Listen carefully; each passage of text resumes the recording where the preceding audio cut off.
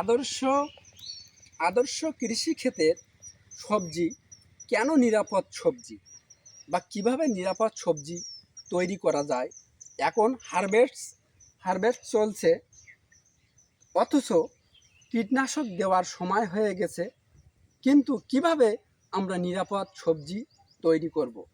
দেখুন, যখন এই পাতা জাতীয় সবজিতে কীটনাশক স্প্রে করা পড়বে, এখানে পুঁই শাক, লাল শাক, ডাঁটা শাক, মূলা শাক, এগুলিতে যখন কীটনাশক স্প্রে করব, তখন ডাইরেক্ট পাতায় রান্না করে খাওয়ার ফলে প্রত্যেক ব্যক্তিরে এই কীটনাশক খাওয়া পড়বে। আমি একজন আদর্শ কৃষক হিসেবে বলবো, প্রত্যেক কৃষককে এটি সচেতন থাকতে হবে। সেটি আসুন আমরা এখন দেখাবো। এবার দেখুন, হারভেস্ট শুরু হয়ে গেছে, কীটনাশক দেওয়ার সময় হয়ে গেছে, গাছে পোকা লেগে গেছে। এখন আমি কি করব?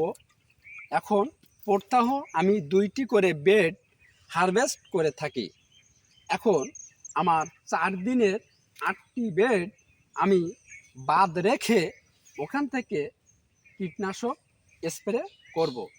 তাতে লাভ কি দেখেন, এই 4 দিন হারভেস্ট করতে করতে আমার কীটনাশক দেওয়া জায়গায় যেতে 2 থেকে 4 দিন সময় লেগে যাবে, যার কারণে আমি সবুজ লোগো বিশিষ্ট কীটনাশক স্প্রে করছি।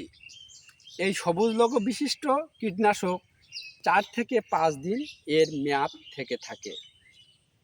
আরেকটি উপকার, সেটি হলো এই যে 8টি বেডে আমি কীটনাশক স্প্রে না করার কারণে এই জায়গায় যে কীটনাশকটি প্রয়োগ করতে ব্যয় হতো, আপাতত এই ব্যয়টি আমার সেভ হয়েছে।